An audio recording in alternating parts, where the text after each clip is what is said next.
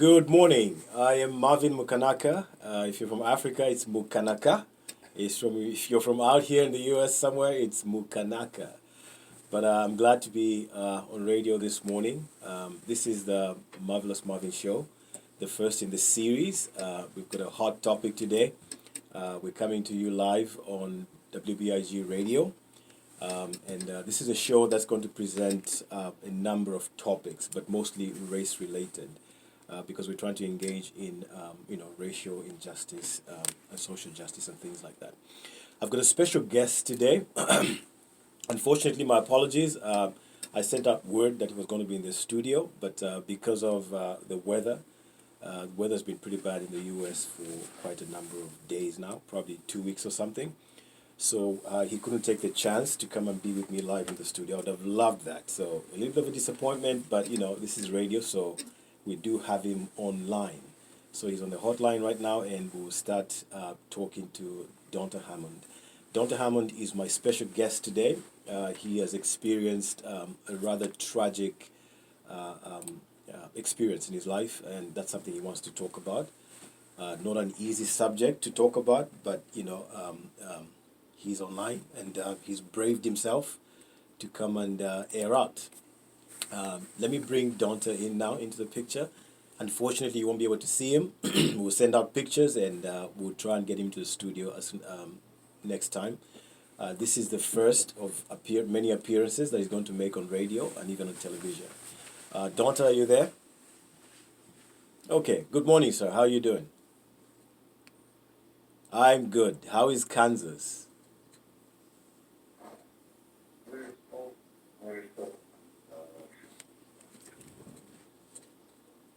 It's you still having storms in there?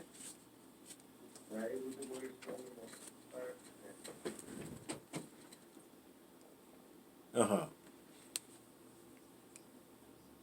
Yeah. Okay. Okay, so I want you to know from the onset, my brother, that I'm very delighted to have you on the show, first of all. Not for the reason why you're here, but just to have you talk with me, have you grace the show. That I'm really excited about that. And I want to start off by really giving an apology.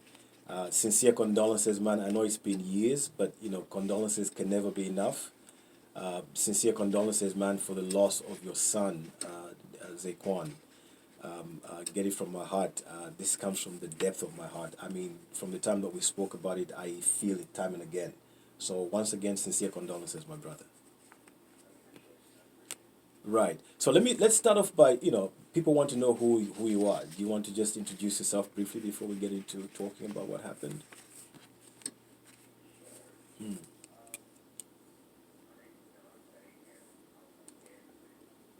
Yeah.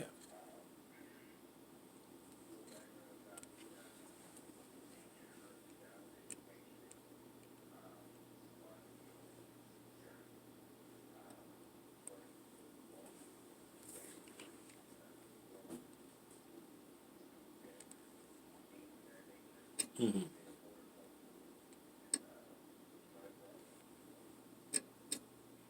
Okay. Awesome. So you and I, just to give the listeners a bit of a background here, you and I met sometime in December. I personally think it was a divine connection. Some people will call it coincidence. But you came across my book when we were talking on the journey from Washington, and that kind of gripped your heart. And remember the words that you said to me. You looked at me and you said, "I feel like you wrote this book for me." So those of you listening on radio, Donta and I met on a journey. We're traveling from Washington, and he saw my book and he told me, "I feel like you wrote this book for me." My book is entitled Beloved Hatred. For a number of you, I'm sure have heard about this book. You can get it on Amazon. You can get it from Barnes and Noble, Target, and a number of other outlets. But Donta touched me because he said, "I feel like you wrote this book for me." And then we started talking. So we got into this conversation about social justice in America, and that's how I found out that he lost a child in a racially motivated incident. So let me get to that now. I know it's a sensitive one, and we'll try and go over this, as slowly as we can. So, Donta, what really happened to your son? I mean, you told me your son was not even 2 years old, was he? Or he was about to turn three? Okay. So what happened? How did he die?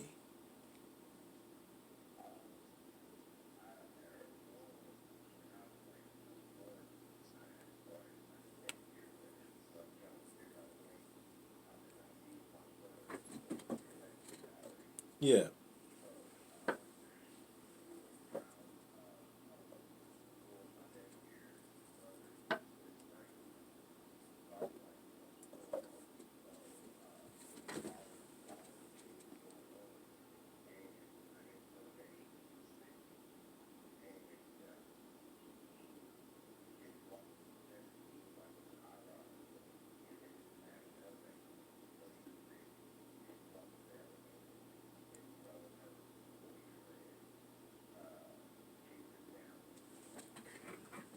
Mm.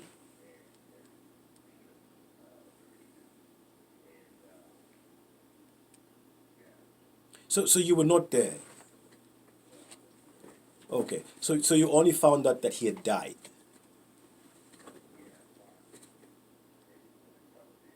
Uh-huh. Right. Okay. So you were not really involved in what was going on between your the mother and the boyfriend. You were not really involved between them, right? You were not even friends with the guy. No.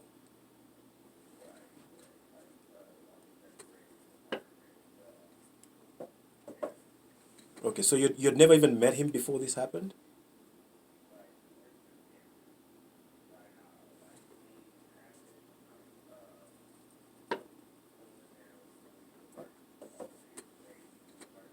Yeah.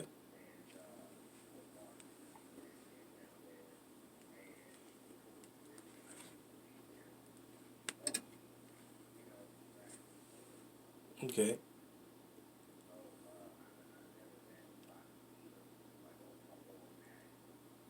Okay. So so after this happened, I mean, you told me that you believe this was racially motivated. What is it that brought you to that conclusion? What exactly happened around all this situation that brought you to that conclusion?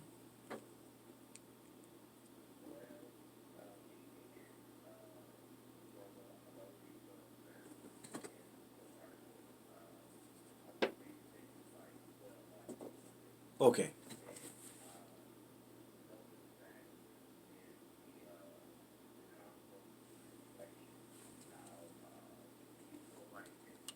Right.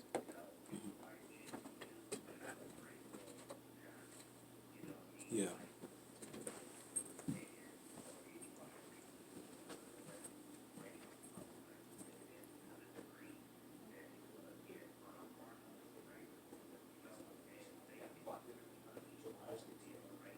Okay.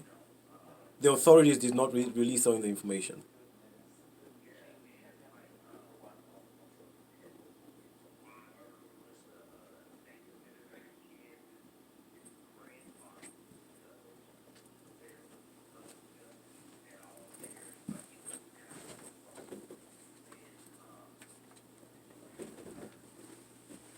Wow.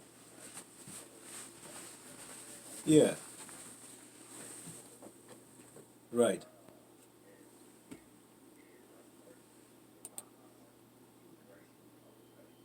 Right. So, wow. So you say his judge was his relative, grandfather, and you said his father was involved as well in the case.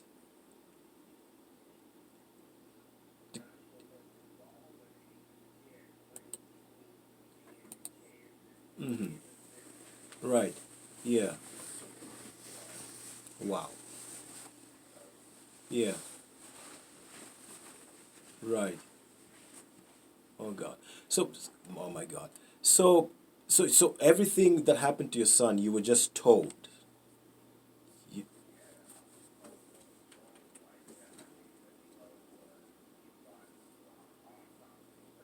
they didn't allow you to see the body. Whoa.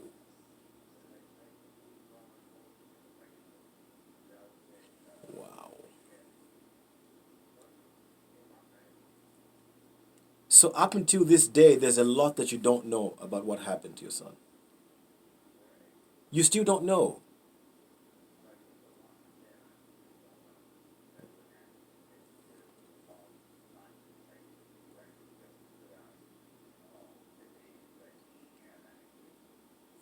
God. Whoa. I well, I mean, what you're telling me right now is a lot. I didn't know it was this bad. I mean, we talked, you and I, briefly, but I didn't know it was this deep. So let me ask you another question. So, I mean, did this leave you in a place where you were powerless to do anything? Did this, with the way that things were covered up, did that leave you in a place where there's nothing much you could have done? Like even find out more information, you were stuck. You couldn't do anything further than that. Is that where it left you? Wow.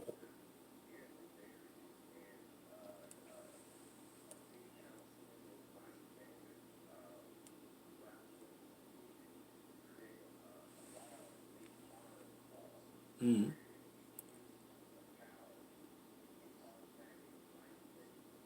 Right. Uh huh.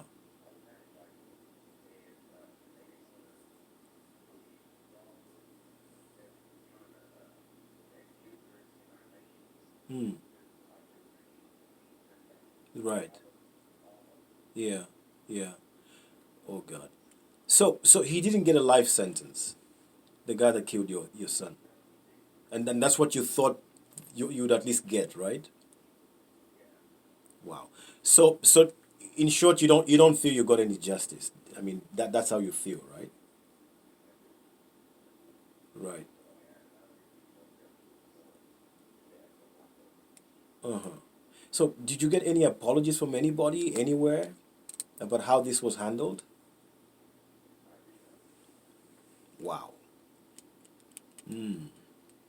So let me take this a little bit away from the court and the records and things like that. Is there something you hope to do in order to feel that there's some kind of justice in terms of activism or getting other people involved? Is there something that you want people like me, people in radio, to do for you?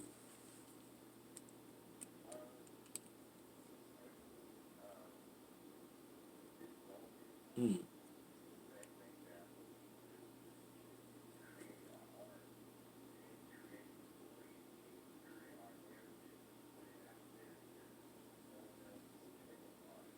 Yeah,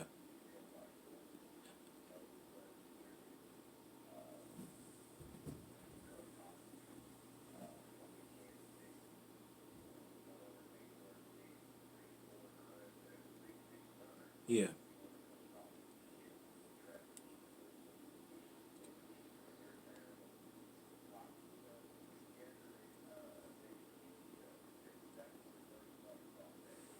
the healing, yeah. And that's what I wanted to come to. So take me through your journey of healing. How has it been? I mean, as traumatic as this is, as painful. And I must tell you, Dante, you're a hero because I was speaking to a white woman that I'm hoping to work with regards to social justice in America and even beyond. And this is a white woman who heard about you. I told her about you, told her you were going to be on radio, and I'm sure she's listening right now. I can't give out her name because I don't have her permission. But she told me that you're a hero. And I want you to know, Dante, that there are people that admire your courage, how you've just contained yourself. Because even I can't imagine. I don't know how I would go through a thing like this. But she told me, and she said, this guy is a hero. Let him know I said he's a hero. To forgive a person that did this kind of thing and how it was, the information was hidden from you. That there's so much you don't know up until this. She calls you a hero. Because she said, and this is a white person saying, I don't know if I would forgive a person that would kill my child. So I want you to know, and this is a message from people like her, that you're a hero, man. And the things that you're going to do going forward are going to help a lot of people. So I just want you to know that.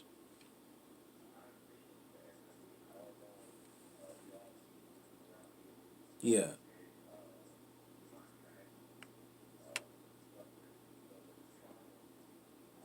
yeah,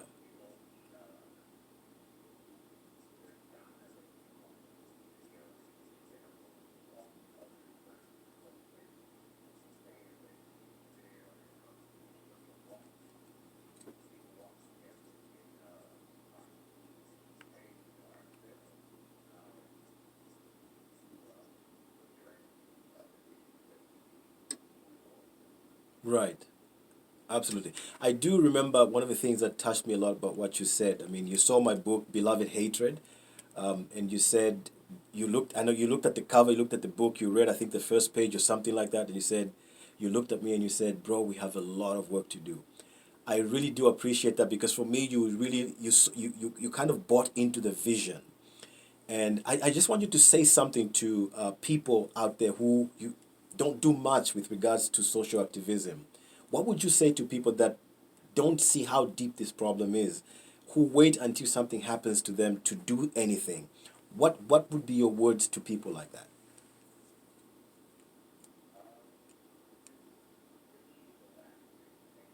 Okay. Hmm.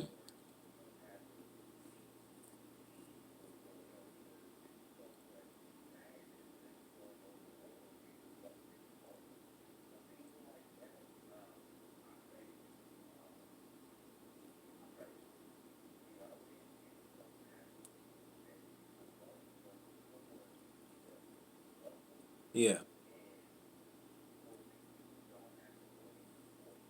Voiceless. Yeah.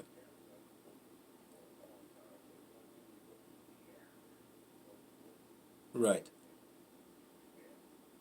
Okay. So take us through your journey of recovery and just the trauma, the pain you've gone through. How has it been over the years? How's it been, man?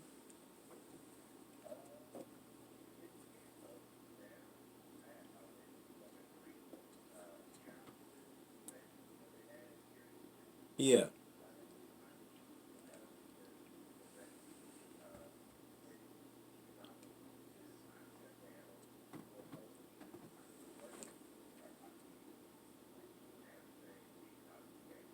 Yeah.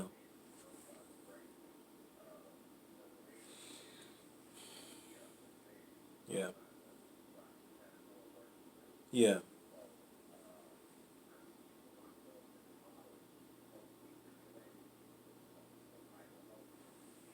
Yeah. Yeah. So when the man upstairs, I believe you're referring to God. So you do have a strong relationship with God. That's part of the thing that has kept you afloat, in other words, right?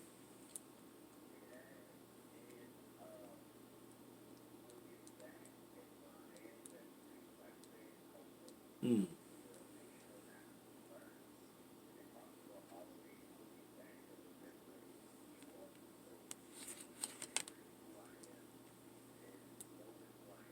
Hmm. Yeah. Yeah. Okay. So, with, I mean, you said you shut down for almost a year. Yeah.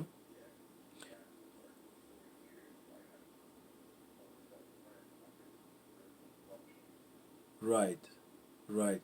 And do you get any help from, maybe the other family?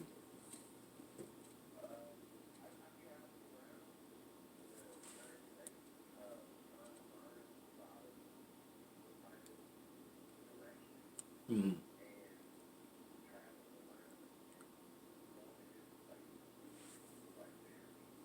So you're basically alone in the journey. Wow. So where do you think you're at now? Do you think you're at a place where half of the job is done, or there's still a lot more with recovery to come? I mean, this has been up. How long has this been? Almost 20 years, is it? Yeah. You think you're there now with recovery, or there's a lot more work to do. How has this impacted you in terms of your racial relationships?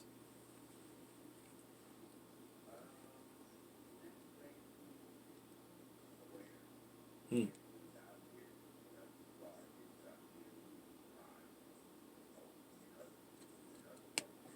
Hmm.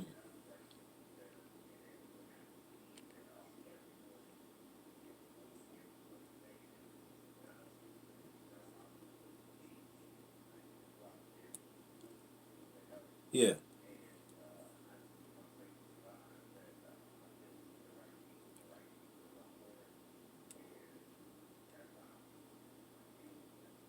Right.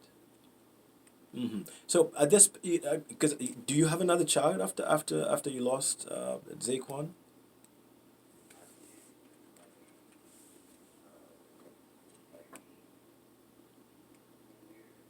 Mm-hmm. Yeah. And has that brought some kind of comfort to you or something?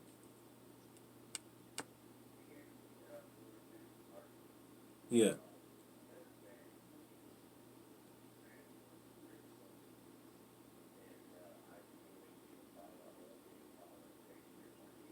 Mm-hmm. Right. Right. So with the events in America, because time and again we keep hearing about racially motivated incidents. I mean, just about 3, 4 days ago, we saw an incident where two teenagers were fighting, black and white, and then the police arrived and pinned down the black boy. The white boy was made to sit on the sofa. He was comfortable. I mean, we saw that on news. The video was went viral. So incidents like that keep coming up. Do they in any way affect what you've gone through? How do they affect your own experience of having such an experience? Yeah, yeah, yeah. Wow.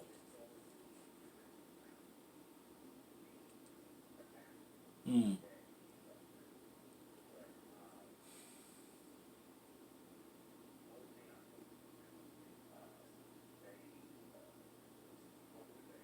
mm-hmm. Yeah, yeah. Mm-hmm. So you want the world to hear this message, in other words.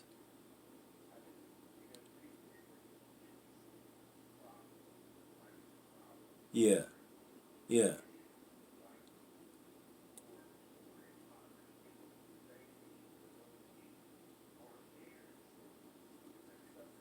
Right. Uh-huh.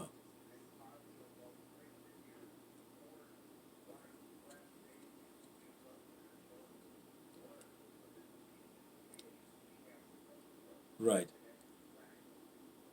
Right. And all of that is social activism, right? You hit the nail on the head for me, because I've been telling myself, as I've been thinking through what I want to do, how I want to make a contribution to all this change that we want to see. I just suddenly realized, look, all of these things, like people living in poverty, cancer, elders not being looked after in America, and things like that, all of that is social activism. So I'm glad that you kind of put it that way too. So one of the last things I want to say to you, Donta, is, like I said, I look up to you personally as a hero. I mean, I appreciate your time, and this is not the last time I'm having you on the show. I do want to have you on the show in the future, just to talk about the way forward. I mean, what's going to bring progress into all of these things that we're experiencing. Also, the one thing that stood out that you said, that you want the world to hear. Is there a specific message that you have for the world? People that don't live in America, that don't really know what's playing out. What message do you have for people like that?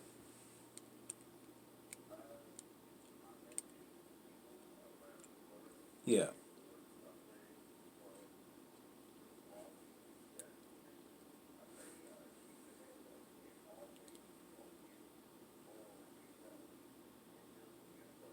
Mm.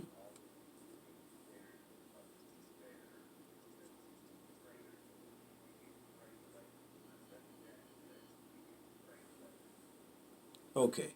Well, I once again I thank you for your time, Donta. I am so sorry for your loss.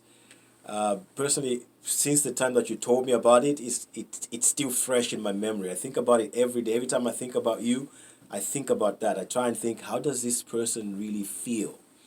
And I can imagine it must be difficult. I mean, you time and again, as we talk on the phone, you've reminded me of how painful it is. And I just wish you well on your journey of recovery. I don't know if I can say you're going to totally heal, but I just pray that that keeps coming to you, that you keep building up and getting forward. I'm so touched as well to hear that you were down for a year, could not work.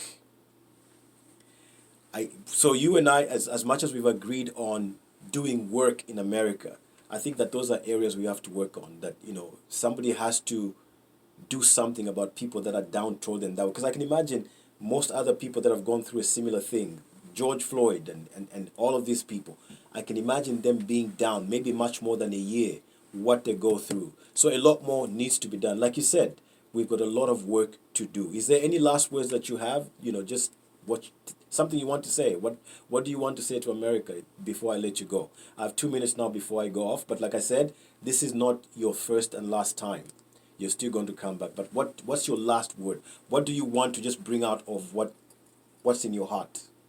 Is there anything you want to air out? You want somebody specific out there to hear you?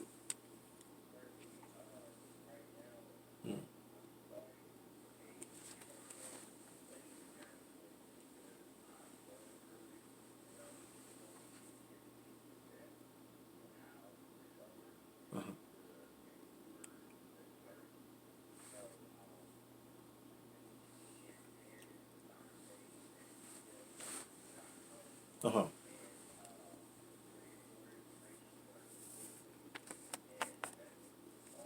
Right. Yeah.